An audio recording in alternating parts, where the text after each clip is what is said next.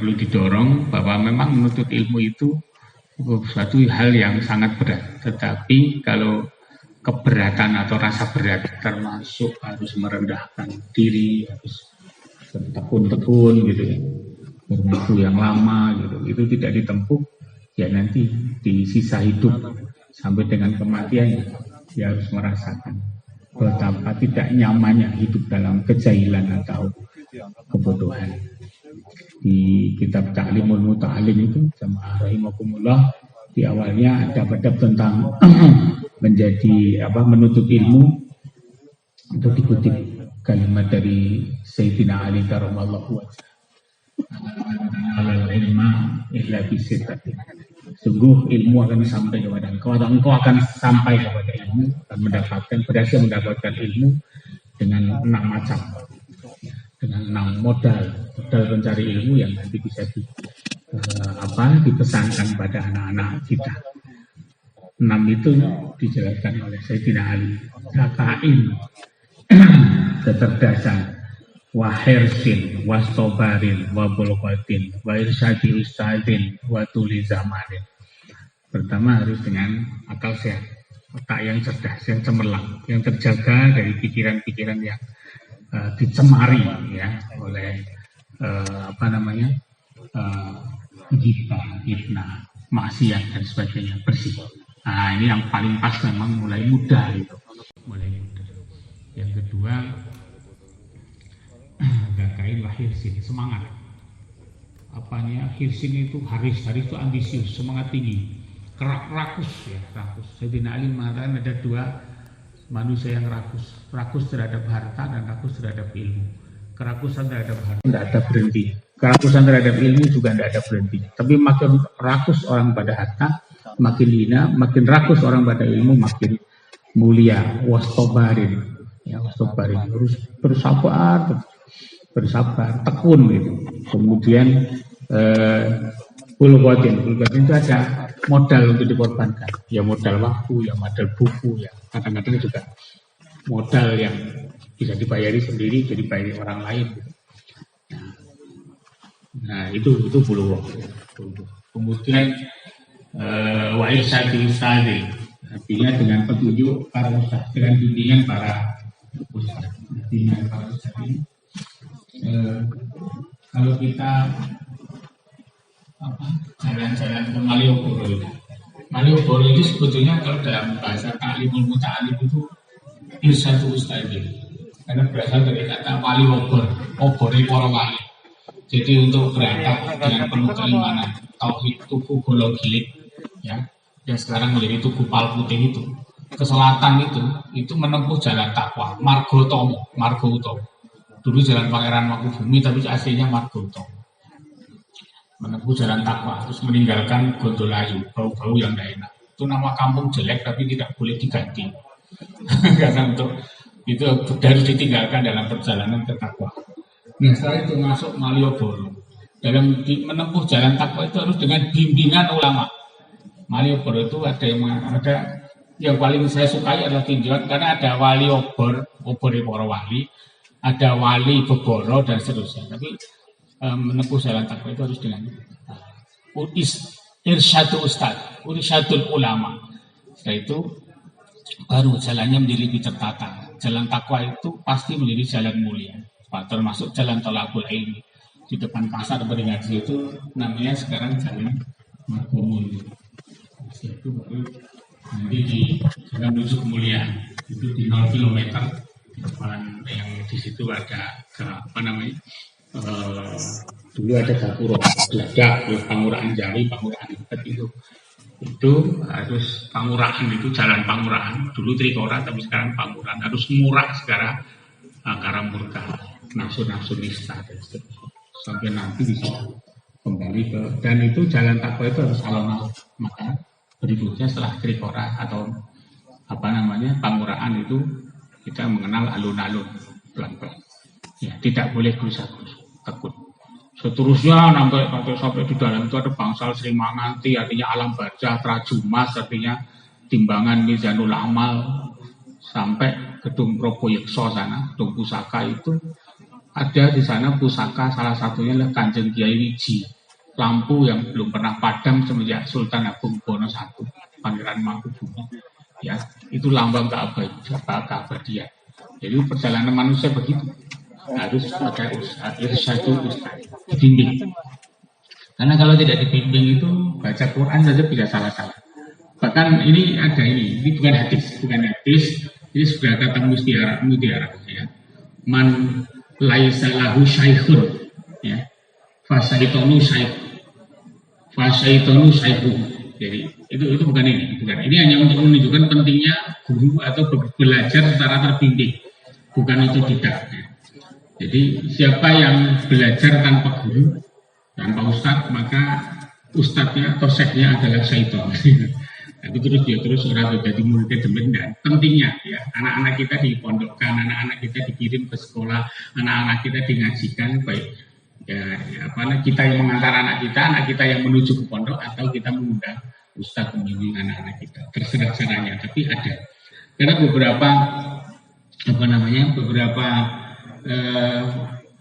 ayat dalam Quran itu memang harus digurukan. Ada bagian-bagian dalam Raju itu namanya nakal, ya. Kalimat bi'sal ismul fusuku ba'dal iman itu bacanya itu bukan bi'salismu. Kemudian ada bacaan yang namanya ismam. Ismam itu artinya apa? Mencucuk. Jadi bacanya itu sambil mencucuk. Ya. Itu kalimat dari dalam surah Yusuf ayat 11 itu. Qala ya abana, ya, malaka la tak manna, tapi bacanya malaka la tak man. Kudu mencucuk. Nah, itu kan nggak diguru ya bisa. Nggak bisa. Ini la tak manna. La tak man. Itu wa innalahu lanasihun.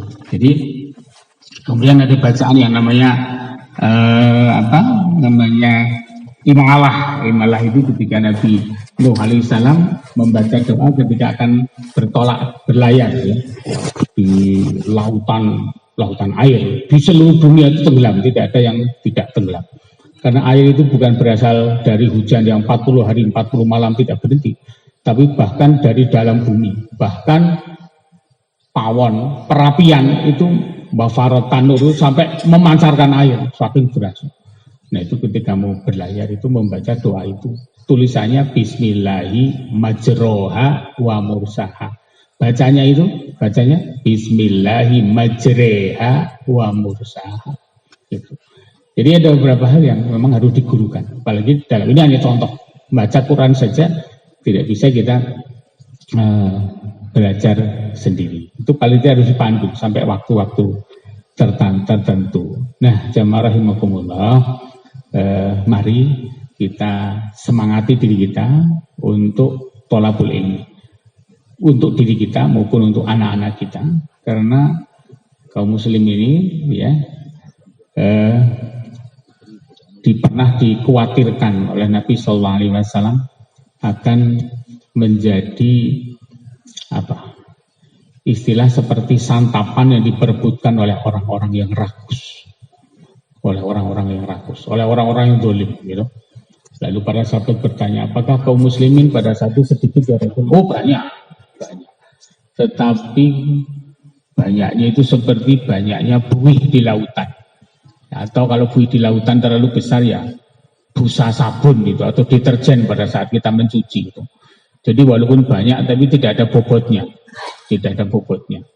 Nah itu, karena apa? Ini soal kualitas, dan salah satu ya hal yang menentukan kualitas itu adalah keilmuan atau penguasaan terhadap dasar-dasar agama, yaitu Quran dan hadis. Maka jamaah rahimakumullah, saya kira sangat tepat, sangat hebat, sangat dahsyat gitu kalau taklim atau pengajian rutin minggu wagian seperti ini ya, walaupun di masa corona yang entah seperti apa nanti akhirnya, tapi mudah-mudahan kita selalu diselamatkan oleh Allah Subhanahu wa taala. Saya kira ini perlu didoakan. Apakah ini merupakan rekayasa, merupakan hasil konspirasi, bohong-bohongan atau benar-beneran, tapi yang jelas itu memang ada, yang namanya corona itu memang ada. Dan sudah menimbulkan korban langsung maupun tidak langsung, menimbulkan ketakutan yang mencekam, kelesuan ekonomi, penurunan pendapatan, dan lain sebagainya. Karena itu paling tidak ya, beberapa ustadz itu membuka pengajian wabihi nasta'in min COVID-19 gitu. Ya, Allahumma salimna min corona, itu boleh-boleh saja. Boleh-boleh aja dikombinasikan dengan doa-doa kita. Ya, ada yang kunut najilah, ada yang tidak. Tapi monggo. Tapi jangan sampai lelah, jangan sampai letih berdoa, karena sesungguhnya bersama dengan bencana yang namanya corona itu ada bencana atau musibah yang juga sangat besar, yaitu musibah ketakutan. Tapi alhamdulillah para jamaah bisa memerangi rasa takut ini dengan hadir di majelis semacam ini. Di majelis semacam ini membutuhkan keberanian. Dan ya, insya Allah dengan hati bersih, dengan protokol yang dijaga, insya Allah kita akan dijaga oleh Allah Subhanahu wa Ta'ala. Saya kira non sewu semantan lumiyin jalan mereka mungkin nanti pembicaraan oleh Ustadz Prabaswara itu lebih panjang. Saya persilahkan sekarang. Mudah-mudahan cukup. Nanti kalau misalkan ada yang ingin bertanya, dipersilakan. Silakan. Jadi namanya Muhammad Prabaswara Jihwaket, dulu di kantor 6 tahun, kemudian 1 tahun mengabdi, 1 tahun lagi mengabdi di luar kantor, lalu kuliah S1 di King Saudi University Riyadh, lalu bersama istrinya sepulang itu mendirikan Rumah Tahfidz Ayatuna. Nah, silakan. Dari saya sekian, nanti biar ini diselesaikan oleh anak saya. Assalamualaikum warahmatullahi wabarakatuh.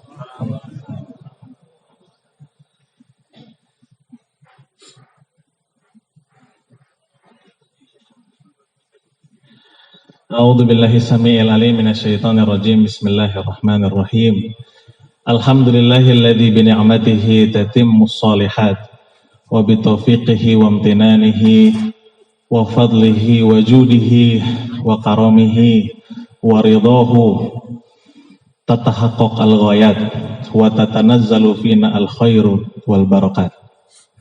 Asyhadu an la ilaha illallah wahdahu la syarika lah, sahibul jalali wal jamali wal kamal, wa asyhadu anna sayyidana Muhammadan abduhu wa rasuluhu sayyidis sadat. Allahumma salli wa sallim wa barik alaihi wa ala alihi wa sahabatihi ajmain wa ba'd. Assalamualaikum warahmatullahi wabarakatuh.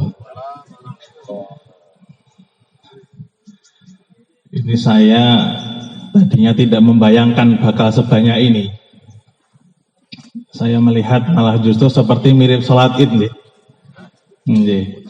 dan saya juga tadinya berangkat ke sini tidak berpikir bahwa majelis ini yang sudah dijalankan rutin setiap Ahad Wage ini sedemikian maju. Maka saya khawatir di sini ini seperti nguyahi banyu segar. Ya, memberi isyarat-isyarat, memberi pengarahan-pengarahan kepada mereka yang memang sudah sangat pakar, sudah sangat maju, sudah sangat ahli. Maka di sini kami hanya tadi melanjutkan Kanjeng Romo, dan insya Allah hanya sedikit saja. Allah Subhanahu wa Ta'ala mengatakan tentang Al-Quran, inna nahnu nazzalna dzikra wa inna lahu lahafizun. Sesungguhnya kami, kata Allah, ya, telah menurunkan az-dzikra.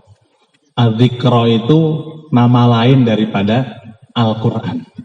Ini yang menarik, Al-Quran punya banyak nama. Al-Quran banyak sekali punya nama. Nah, sesuatu yang punya nama banyak itu agung. Seperti Allah punya 99 nama. Itu indikasi keagungan Allah. Hari kiamat punya banyak nama. Ada as-sa'ah, ada yaumul kiamah, ada yaumul ba'ats, ada yaumul hisab, ada yaumul adl. Itu juga indikator kebesaran hari kiamat. Al-Quran juga banyak sekali namanya. Ada Asy-Syifa, ada Al-Quran, ada Alkitab, ya. Itu salah satunya namanya Az-Dzikra. Az-Dzikra itu artinya pengingat, ya. Arti yang lain ulama juga memberi definisi Az-Dzikra itu artinya mudah untuk dihafal. Az-Dzikra itu mudah disebut, mudah dihafal, ya. Makanya dalam ayat yang lain walaqad yassarnal qur'ana lidzikri. Sesungguhnya Al-Qur'an ini kata Allah, ya, itu mudah untuk dihafal. Memang didesain Allah untuk mudah dihafalkan. Ya. Jadi az-dzikra itu ya, untuk dihafal gitu. Ya, kemudian Allah melanjutkan wa inna lahu lahafidun. Dan kami yang akan menjaganya. Ya, Pak Quraisy Shihab itu mengatakan ketika Allah mengatakan dalam Alkitab atau dalam Al-Quran itu kata-kata kami, itu berarti Allah melibatkan pihak lain dalam rangka melakukan hal itu. Ya, seperti Allah tadi menurunkan itu memakai kata-kata kami, ya, kita mengetahui Allah itu menurunkan Al-Quran melewati atau melalui perantara malaikat Jibril, ya. Kemudian kepada Nabi Muhammad SAW itu sudah tidak sendiri, ya. Ya. Kemudian ada yang meriwayatkan surat Al-An'am itu turun beserta ribuan malaikat, ya. Ribuan malaikat yang mengantarkan, ya. Kemudian dalam rangka menjaganya, ya, Allah juga mengatakan tidak sendiri. Allah melibatkan banyak pihak.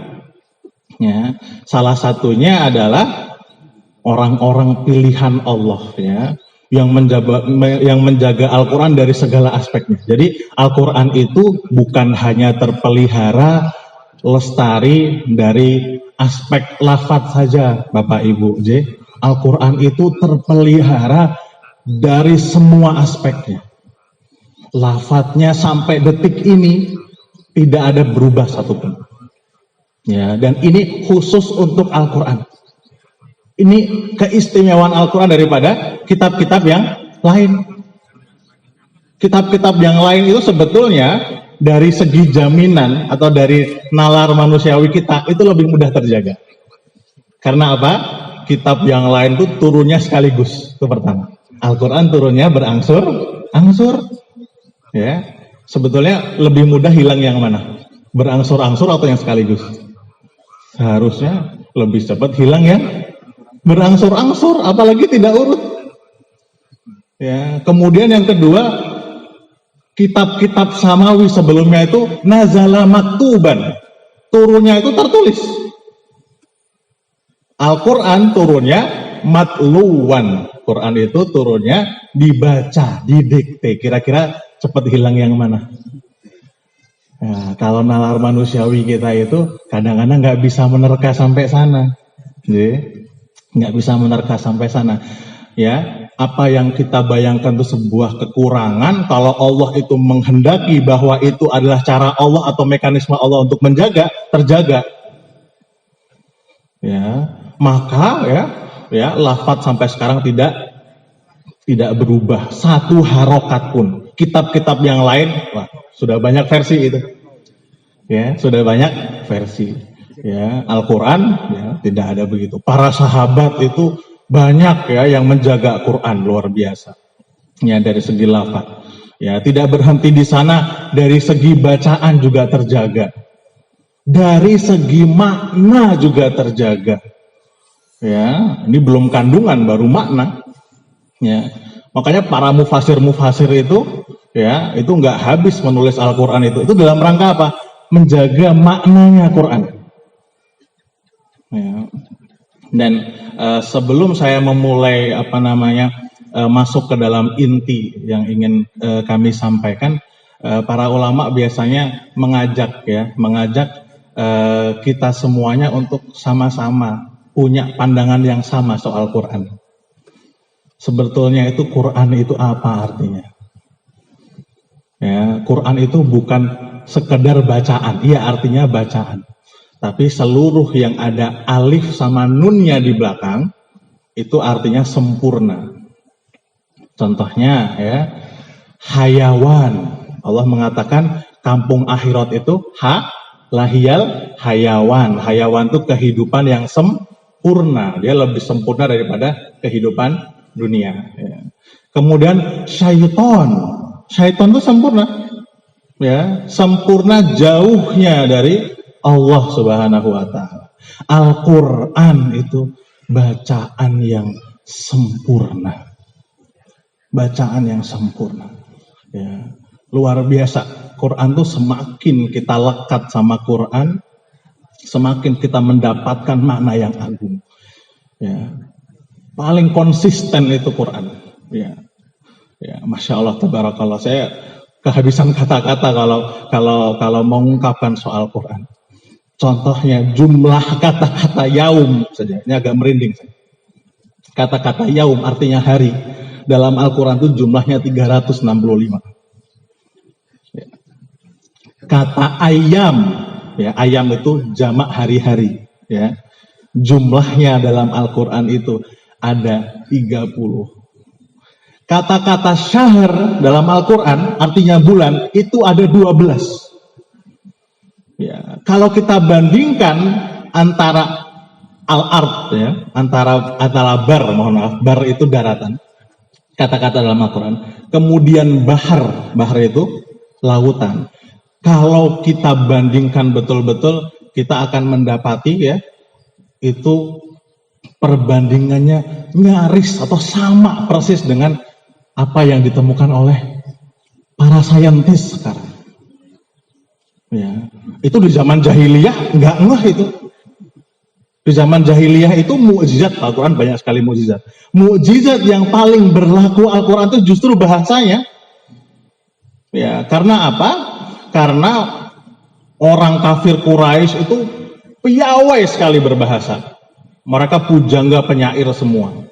Dan kita tahu mukjizat itu diturunkan itu di tengah kepiawaian masyarakat waktu itu yang ngeyel-ngeyel itu. Makanya mukjizat yang diturunkan kepada Nabi Musa itu apa? Bentuknya ya mengalahkan para penyihir waktu itu. Karena bangsa Mesir waktu itu sudah piawai sihir. Ya, dalam Nabi Isa juga begitu. Nah, Al-Qur'an itu diturunkan di tengah masyarakat yang piawai berbahasa. Makanya mukjizat yang paling bisa mengalahkan mereka waktu itu justru apa? Kesusastraannya Al-Quran, keadaban Al-Quran, ya. Ya, dan kemudian apa? Kisah-kisah yang terdahulu. Bagaimana Muhammad mendatangkan kisah-kisah terdahulu ini? Ya, nggak mungkin Muhammad bisa mendatangkan kisah-kisah ini. Ya, saking mereka takjub sama Al-Quran, mereka mengingkari sendiri. Hadzalah sihrun mubin, ya. Ini sihir ini, gitu ya. Ini kata-kata ini sihir. Abu Bakar membaca Al-Quran saking bagusnya, orang kafir Quraisy itu bilang, kufah, cukup Abu Bakar, cukup. Aku bisa kamu sihir ini. Ya, itu dulu yang berlaku kesusastraannya. Nah, kalau kita pakar bahasa, ya, kita akan mendapati Al-Quran itu menakjubkan sekali.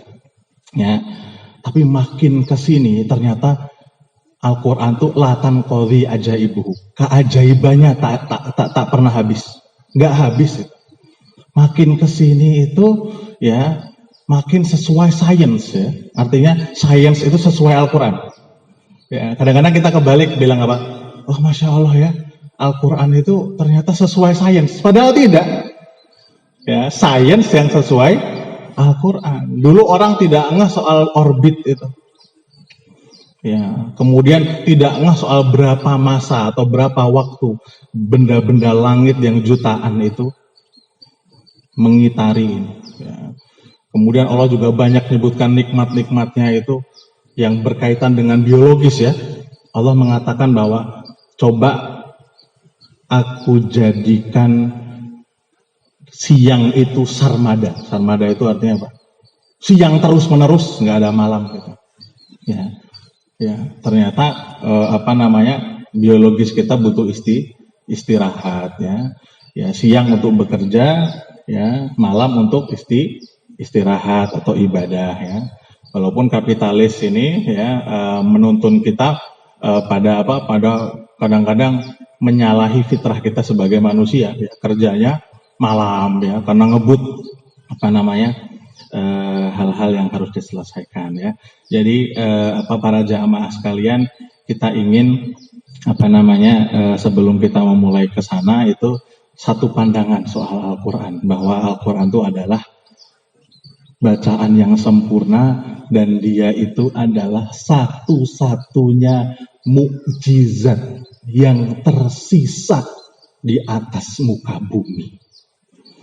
Seluruh mukjizat itu berakhir bersamaan dengan wafatnya Nabi yang penghantar mukjizat itu. Kenapa penghantar mukjizat dari Allah? Ya. Tapi khusus untuk Al-Quran, ya, Allah langgengkan. Ya, karena Nabi Muhammad itu punya umat, punya kaum yang tetap lestari, ya, meskipun beliau sudah meninggalkan kita, ya. Jadi, masya Allah, tabarakallah, ya. Kenapa kita ungkapkan ini supaya kita itu tidak salah mensikapi Quran. Ya, kita masih ada mukjizat. Ya. Tadi Kanjeng Romo juga sudah menyampaikan, dan tadi Bapak yang membaca Al-Quran itu, Nabi Wadul itu betul. Kenapa? Karena kita punya pamungkas itu, punya hal yang pamungkas, tapi banyak ditinggalkan, banyak diabaikan. Para jamaah sekalian, ya, para ulama, ya, ketika mentargib, ya, memotivasi, memberi keinginan, ya, kepada para tulabnya, kepada para penuntut ilmu tentang menghafal Al-Quran, beliau pasti memulai dengan apa? Memulai dengan menyampaikan fadhail, menyampaikan keutamaan untuk menjadi hamalatul Quran atau penghafal Al-Quran. Ya, Imam Nawawi bahkan menyebutkan ada 94 keutamaan. Jadi sebetulnya iming-imingnya banyak. Ya, kami di Ayatuna itu sebetulnya, ya, fikrohnya atau gagasannya, saya bersyukur sekali bahwa di sini sudah luar biasa megah. Pertama ini gedung di hadapan kita semua ini megah sekali. Ya, yang kedua yang kami bersyukur adalah, ya, yang mau nyantri di situ adalah SD itu usia emas untuk menghafal Al-Quran. Di Ayatuna itu nggak ada SD. Ya, minimal itu lulusan SMA. Ya, sudah banyak yang S1, S2, yang dokter banyak di sana. Ya, dokter ada, ya, yang sudah lulus teknik perkapalan juga ada, ya. Ya, kenapa? Kita sebetulnya itu dalam rangka, ya, pikirannya atau gagasannya adalah dalam rangka memadahi, ya, memberi wadah mereka, ya, yang sudah berkiprah atau sudah selesai studinya gitu. Tapi baru tahu keutamaan menghafal Quran, telat itu tahunya. Ya, mereka begitu tahu, ya Allah, ya, kenapa nggak dari dulu gitu ya. Ya, kebanyakan kelihatannya begitu. Loh, Anda ini sudah koas selesai, ya, tinggal residen. Kenapa ke sini? Ya, saya baru tahu ternyata keutamaannya banyak sekali gitu. Saya nggak diberi wawasan ketika itu. Tapi sekarang karena saya banyak baca, saya baru tahu, ya, ternyata penghafal Quran itu keutamaannya banyak sekali. Saya bersyukur ternyata kesadaran itu justru ada di sini gitu ya. Dari SD ini luar biasa sekali. Ya. Yang pertama ada 94, tapi kita ringkas sajalah, ya, yang utama-utama saja, ya. Karena ini kita juga punya keterbatasan soal waktu. Kalau kita semuanya ya mungkin satu semester gitu. Ya. Yang pertama adalah, ya, mereka adalah sebaik-baik insan. Ya. Dari sahabat Utsman radhiyallahu anhu ya mengatakan Nabi ngendika khairukum sebaik-baik kalian man ta'allamal Quran adalah yang mempelajari Al-Quran ya. Termasuk mempelajari Al-Quran banyak ya. Ada yang membacanya, ada yang mengkajinya, ada yang mentadaburi maknanya. Ya, salah satunya adalah menghafal Al-Quran. Tapi tidak berhenti di sana ya. Wa 'allamahu. Jadi sebaik-baik insan itu bukan hanya yang belajar. Ya, sebaik-baik insan itu menjadi sebaik-baiknya karena pertama dia belajar, yang kedua itu mengajarkannya. Ya. Alhamdulillah kesadaran ini sekarang bukan hanya di kalangan pegiat agama saja. Ini pemerintah ya, negara kita sudah mulai sadar ya. Ternyata memang betul-betul penghafal Al-Qur'an itu memang sebaik-baik insan.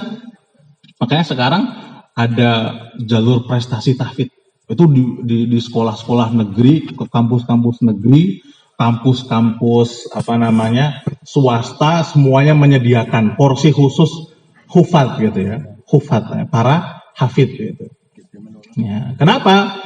Ya, karena mereka sadar ternyata ya orang yang berhasil menghafal Quran itu pasti apa? Kecerdasannya luar biasa.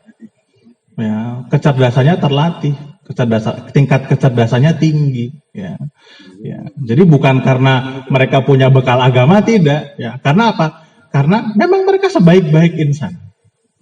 Ya, kata ulama itu hufadzul Quran hum nukhbatu hadhil ummah. Para penghafal Quran itu mereka elitnya umat ini. Elit. Maka ibu-ibu, bapak-bapak jangan takut kalau anaknya mondok. Gitu. Sekarang sudah banyak buktinya. Dan beasiswa tadi bukan hanya disediakan untuk jurusan-jurusan agama. Kedokteran, ya, pendidikan, kesehatan, teknik itu menyediakan porsi-porsi itu. Ya, jangan khawatir nanti ada kekhawatiran nanti kalau ngafal Quran paling anak-anakku cuma jadi ustadz. Ya, cuma jadi mubalik. Ya. Ya, dokter penghafal Quran dia mubalik juga kan bisa. Ya, jadi kadang-kadang pola pikir kita yang salah. Ya, pola pikir kita itu kadang-kadang sempit dengan dengan paradigma atau gitu, or paradigm. Ya. Ini mubalik atau dokter ya, gitu ya. Kalau penghafal Quran pasti ya mubalik ya, nggak mungkin dokter ya. Kenapa nggak paradigma dan gitu ya? Ya mubalik ya, dokter ya. Ya engineer atau insinyur ya dokter kan bisa ya. Sebaik-baik insan ya. Ini bukan hanya di mata Allah ya. Kalau Allah sudah menghendaki itu baik, di mata manusia juga insya Allah baik ya. Jadi kalau kita ingin anak-anak kita ya itu menjadi baik, menjadi yang terbaik, menjadi terbaik di generasinya ya, kita arahkan untuk ke sana. Dan Al-Imam Al-Ghazali ya, ketika ada orang yang minta nasihat pada beliau, ya Imam, anakku ini gelidik, anakku ini nakal, anakku ini nggak cerdas, anakku ini bikin susah terus orang tuanya. Ya gimana ya Imam ya? Beliau menyampaikan malah justru secara umum. Kalau kamu ingin dirimu, anak-anakmu, ya, masyarakatmu, siapapun yang punya hubungan denganmu, itu benar, itu solih, masukkan ke halakoh Quran. Ke halakoh Quran. Karena begitu masuk ke halakoh Quran, itu Allah langsung beri taufik gitu. Allah bimbing. Ya, ada asar Quran dalam dirinya, dalam hidupnya. Ya, karena dia bersamaan dengan Al-Quran, dengan kalam Allah. Pasti ada asarnya, ya, ada dampak yang signifikan. Gitu. Kata Imam Ghazali, beliau menegaskan, fa'innahu sayuslihuhu. Halakoh itu akan mensolihkannya. Jadi Masya Allah ini saya tidak bisa lebih bersyukur ya, ada pondok ini, calon pondok. Insya Allah dari sini lahir para hufat ya. Ya. Dan para ibu-ibu saya pengen memantapkan, jangan ragu-ragu, mantap, ya mantap. anak ibu akan lebih pintar daripada yang lain. Ya, kalau kenapa? Terasah sendiri. Ya. Kalau ngafalkan Quran itu bisa ngafalkan yang lain lebih mudah. Nah, dan saya pengen menegaskan di sini, ya, jangan menganggap bahwa tadi begitu ada ayat Allah tadi ya, walaqad yassarnal Quran, kami telah desain Al-Quran itu mudah untuk dihafal. Oh, kok Ustadz kok dalam perjalanannya kok sulit? Anak saya kok bertahun-tahun nggak dapatnya sekian gitu. Ya, kalau kita bandingkan Al-Quran pada ruang hampa memang susah. Ya, Allah sedang memberitahu kita Quran itu lebih mudah dihafal dari kalam-kalam yang lain, dari kitab-kitab yang lain. Itu fairnya begitu. Kalau kita membaca ayat itu langsung kemudian pemahaman instan kita mudah, kemudian kita baca ya, menghafal kok nggak masuk-masuk Ustaz, apalagi udah generasi tua ini. Ya, nggak masuk-masuk. Tadi barusan hafal Ustaz, ketika diulangi kok udah entah kemana gitu ya, berceceran.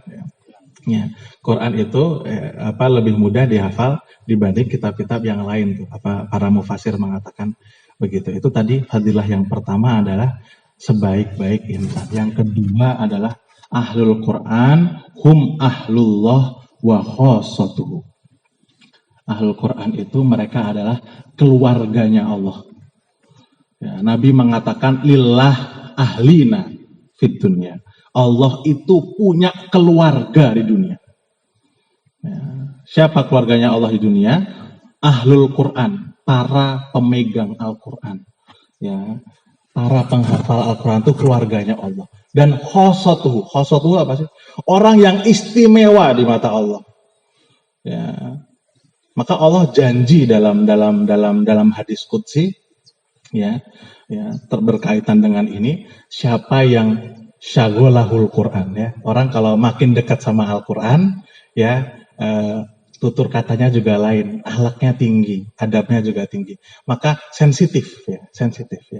Peka sekali hatinya, menggunakan ekspresi soal Quran itu seakan-akan Quran itu hidup.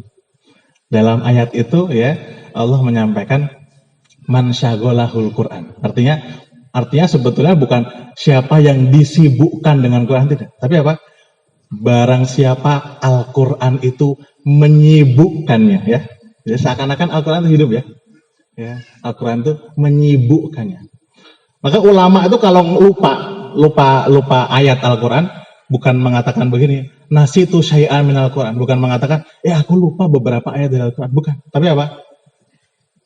Nasiyanil Quran syai'an, aku telah dilupakan oleh Al-Quran. Itu kalau banyak berinteraksi sama Al-Quran, intens berinteraksi, akan timbul itu, yang begitu-begitu. Ya, Allah akan mengatakan siapa yang disibukkan, ya, atau siapa yang Al-Quran itu menyibukkannya, saking sibuknya, ya, saking bersamanya dengan Al-Quran itu, ya, sampai tidak sempat minta, tidak sempat doa, ya, an mas'alati itu, ya, atau ituhu kata Allah, aku akan beri ke dia, karena dia nggak sempat minta itu, afdhola ma'u'tis sa'ilin, ya. Sebaik-baik permintaan peminta justru aku akan berikan kepada orang yang ahlul Quran itu. Karena apa? Karena mereka memang khusus di mata Allah. Istimewa di mata Allah. Ya, istimewa di mata Allah. Ya. Hukumnya apa menghafal Al-Quran itu? Hukumnya menghafal Al-Quran fardu kifayah. Ya. Fardu kifayah. Artinya apa? Kalau ada segelintir orang yang sudah melakukan, gugur kewajiban ini kepada seluruh umat, ya. Tapi kita mensikapi fardu kifayah itu bukan apa? Bukan itu fardu kifayah, cukup mereka sajalah, bukan begitu, ya. Seperti kita rukti jenazah itu hukumnya fardu kifayah, ya, tapi bukan sudah yang lain sajalah cukup, gitu ya. Harusnya pensikapan kita sebagai mukmin sejati ketika ada perintah fardu kifayah, saya seperti orang Hawariyin itu, ya, ansori ilallah, saya, ya Allah, ya, walaupun itu fardu kifayah, saya, ya, insya Allah ini kalau sudah khusus di mata Allah, ya, fadilahnya itu akan besar sekali. Fadilahnya akan besar sekali ya. Makanya banyak kita menjumpai Ahlul Quran itu kok ada aja jalannya ya. Ya, saya agak terenyuh itu anak-anak saya yang di Ayatuna itu habis SMA. Ya, habis SMA menghafalkan alhamdulillah 4 bulan selesai. Ustadz belum sempat bimbel Ustadz. Padahal pengen masuk ke dokteran. Mama pengennya saya masuk ke dokteran. Orang Sulawesi. Ya udah coba dulu Nduk, ikuti orang tua. Belum sempat bimbel Ustadz. Pelajaran dulu juga banyak yang lupa. Bismillah tes dulu. Biidznillah lolos itu. Itu bukan kasus itu, sensus. Kalau kasus 1, 2. Sensus tuh banyak. Ya, kadang-kadang nggak dinalar tuh begitu. Ya kemarin tiap SMPTN tuh mereka daftarnya di Jogja, saya nganter. Ya nak kamu insya Allah ada bihaqil Quran dan bifadil Quran ya, dengan keutamaan Quran kamu lulus. Alhamdulillah. Ya, pada lulus. Jadi kalau ada yang masih ragu ya memasukkan anaknya ke halakoh Quran, ke majelis-majelis menghafal Al-Quran itu gara-garanya takut masa depannya terenggut ya, itu tidak benar ya. Saya ingin sampaikan tidak benar dan mantaplah ya untuk memasukkan ke sana. Masya Allah, tabarakallah. Kemudian fadilah yang ketiga ya, ini juga mengangkat derajat orang tuanya. Ya. Tentu derajatnya juga terangkat, tapi ya, di hari kiamat derajat orang tuanya itu ikut terangkat.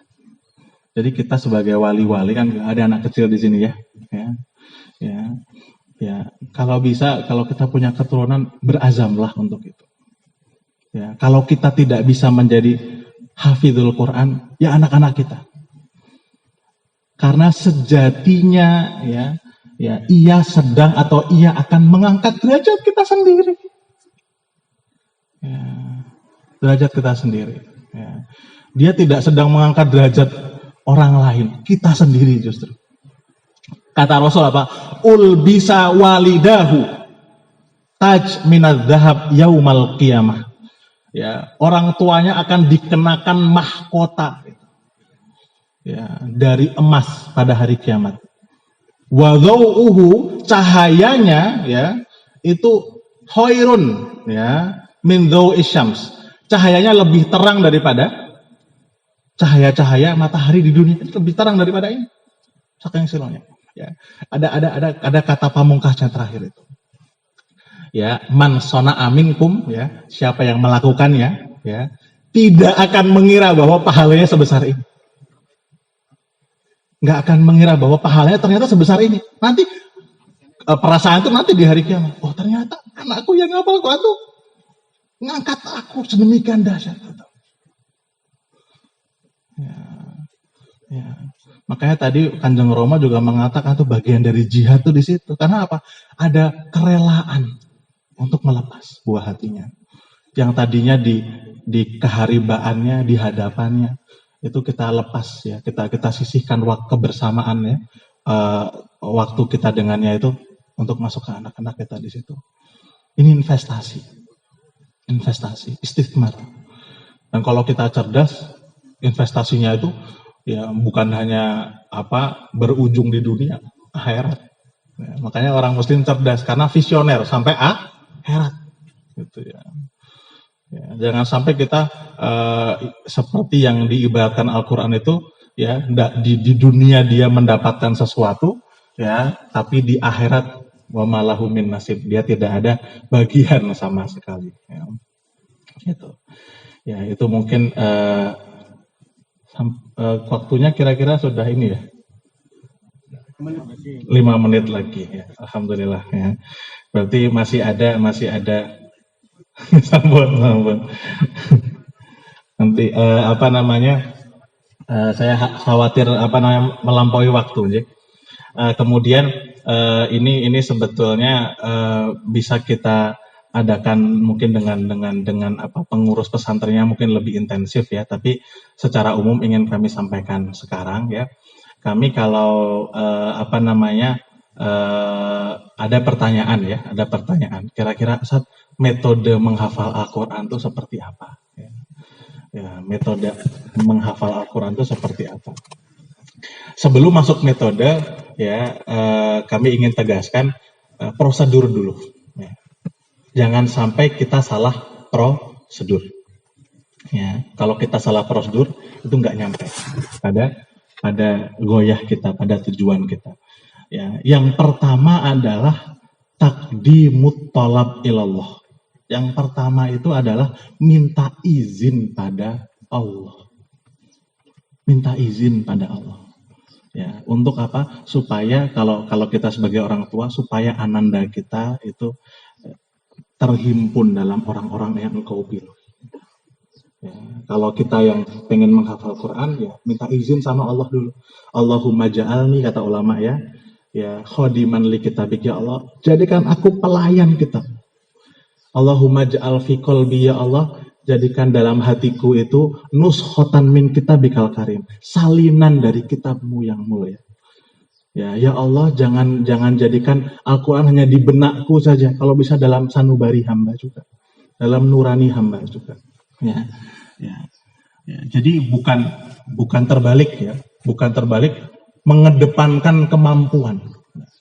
Ya, saya ingin cerita teman saya itu ya di Saudi itu TK sudah pintar bahasa Arab. Ya, TK sudah pintar bahasa Arab, mahrojnya sudah betul, ya, tidak perlu belajar hijaiyah itu. Ya. Sudah pintar lah, ya. TK sudah bisa begitu. Kemudian pintar luar biasa juga anaknya pintar. Ya, tapi karena salah prosedur ya lebih mengutamakan kepintarannya sendiri, ya, lebih mengutamakan kemampuan, overconfident ya terhadap kemampuannya, ya, kemudian lupa minta taufik dari Allah, ya akhirnya Allah nggak beri taufik dia sampai selesai. Ya menghafalnya hanya sepenggal saja, tidak sampai hatam. Tapi ada teman saya orang Uzbekistan, ya, dan orang Cina, 2 orang ini, itu ngomong hijaiyah susah sekali. Kita bersyukur sebagai orang Indonesia itu lisannya dipermudah oleh Allah, ya, ngomong susah, ngomong mudah, ya. Bahasa Arab kita alhamdulillah mudah, ya. Orang sana susah banget, alif, agak ditekan-tekan begitu pertama, ya.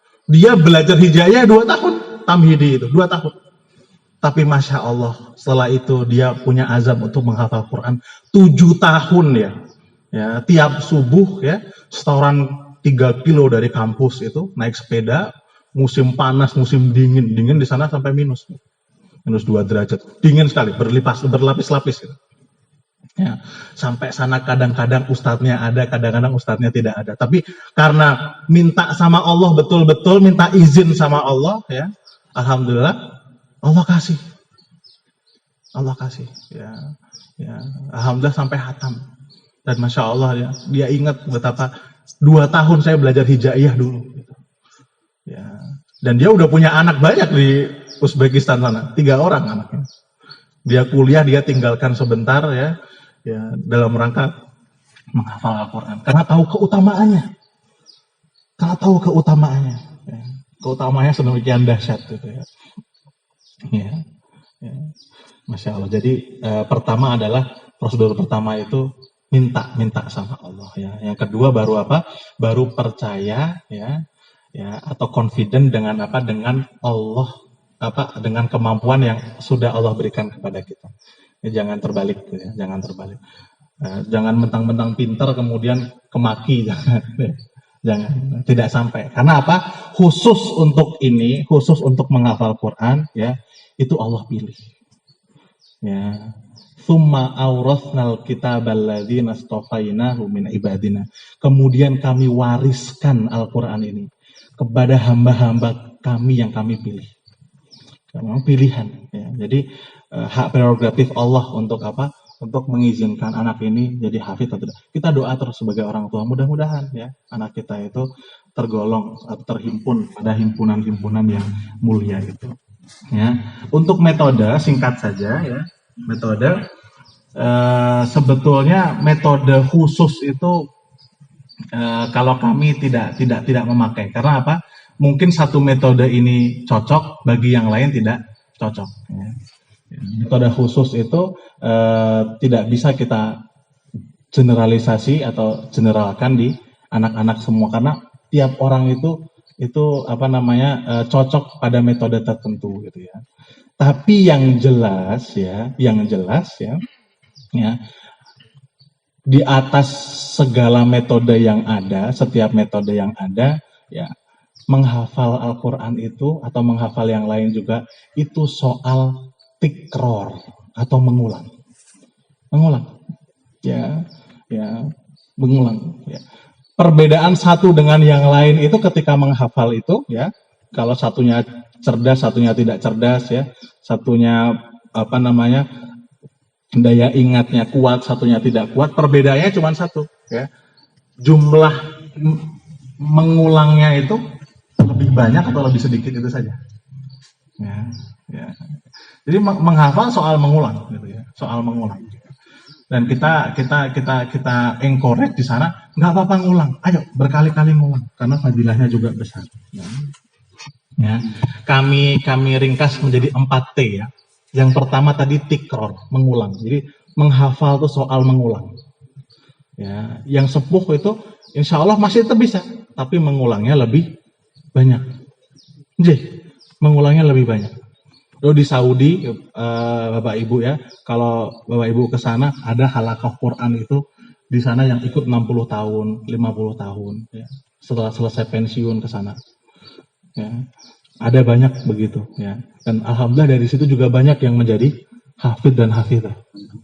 Ya. Karena lebih banyak mengulang tadi. Ya, tidak ada kata terlambat ya menurut ilmu ya. Yang kedua apa? Talaki. Ya, ini prinsip yang tidak boleh hilang. Karena apa? Karena ya Rasul itu metodenya juga talaki. Ya, Rasul metodenya juga talaki. Apa itu talaki? Talaki itu menyetorkan hafalan dengan guru, gitu ya. Tasmi, gitu ya. Mentasmikan hafalan kita kepada guru. Tadi betul katakan yang Romo itu, kalau tidak ada gurunya berarti gurunya adalah setan. Gitu. Betul sekali. Ya, menghafal Quran jangan sendiri. Ya, tasmikan. Ya. Kalau kita nggak ada guru gimana? Ya tasmikan kepada anak, tasmikan kepada istri, tasmikan kepada suami. Ya. Ada pertanyaan, Ustaz, kalau misalnya saya menghafal tapi saya sudah sepuh sekali, ya. Kira-kira kalau saya sampai ajal saya nggak bisa khatam, nggak apa-apa, ya. Karena apa? Allah mengatakan, al-mahiru bil Quran, orang yang mahir Al-Quran, wa huwa hafidun lahu, dan dia menghafalkan itu, ya, maka ia ma'as safaratil kiramil bararah, dia akan tinggi bersama para duta-dutanya Allah. Safarah itu artinya safir itu duta-duta Allah yang mulia, para malaikat, para anbiya, para solehin, para syuhada. Ya. Tapi kata Allah, waladhi yatata'ta, orang yang terbata-bata seperti teman saya di Uzbekistan. Kita belum ada yang begitu. Ya, separah-parahnya kita masih ngomong ba jelas. Misalnya ba, jim, lupa lagi tadi udah ya. Kita alhamdulillah nggak ada yang separah itu. Ya. Tapi yang sampai terbata-bata, ya, wa huwa alaihi syadid, ya, dan dia kesusahan di situ, ya, nggak apa-apa kata Allah. Falahu ajroni, dia dapat 2 pahala. Pertama pahala menuntut ilmu, yang kedua pahala masyakoh karena berat masih dia tempuh. Ya, tinggi juga pahalanya. Jadi kalau bisa ya, ini yang banyak kasus di Ayatuna itu santri yang menghafal, anak-anak yang hafal, orang tuanya ngikut apal. Ya, supaya apa? Supaya tidak kaburo maktan, indallah, supaya bukan anaknya mengirim saja, orang tuanya nggak ngafal, tidak, memberi contoh orang tuanya. Ya, tapi dengan penuh ketawaduan, ya Le, kamu yang ngebut ya Le, ya, ibu ya bersahaja lah, gitu ya. Bersahaja. Ya, tadi talaki dan tikror dan talaki, mentasmikan ya. Jadi saya sering bilang ke anak-anak, ya, kamu nggak usah khawatir, ya, dengan metode-metode yang berbeda-beda, ya. Tapi apa metode yang sekarang kau jalani itu metode yang pernah Kanjeng Nabi juga gunakan, yaitu talaki. Ya, bedanya Nabi itu bertalaki kepada malaikat Jibril, dan bedanya Nabi itu, ya, ketika sudah ditalakikan oleh malaikat Jibril, ya, atau ditasmikan hafalnya kepada malaikat Jibril, nggak mungkin lupa itu Nabi. Ya, sanukriuka fala tansa, itu Nabi. Ya, kami akan diktikan kepadamu ini Quran ini, niscaya kamu tidak akan lupa. Itu dari Allah soalnya privilege-nya. Kalau kita bukan Nabi ya wajar kalau lu lupa, ya. Ya. Yang ketiga adalah tarkis. Tarkis itu fokus. Ya, fokus. Ya. Jadi jangan disambi kalau menghafal Quran. Ya. Lebih baik waktu sebentar atau sedikit tapi tarkis, ya. Ya, tapi fokus. Daripada apa? Daripada kita banyak disambi masa, ya. Sambil yang lain. Lebih baik apa? Habis subuh kita khususkan untuk menghafal Quran. Nah, yang terakhir ini berlaku di sana, ya, di ayatuna itu at-tafarruq at-tam. Mengkosongkan kegiatan, ya, yang lain-lain, ya. Mengkosongkan atau mengkhususkan kegiatan menghafal itu dari kesibukan yang lain-lain. Makanya di sana itu HP walaupun sudah besar-besar itu sudah ada S1, sudah ada S2, sudah ada dosen di sana, HP lepas. HP lepas. Ya, ya itu betul-betul mengkosongkan dari yang lain-lain. Ya, hanya menghafal Quran saja. Ya, ya, kalau kita yang punya kesibukan yang keempat tidak harus digunakan. Ya, ini untuk yang intensif saja, intensif, ya.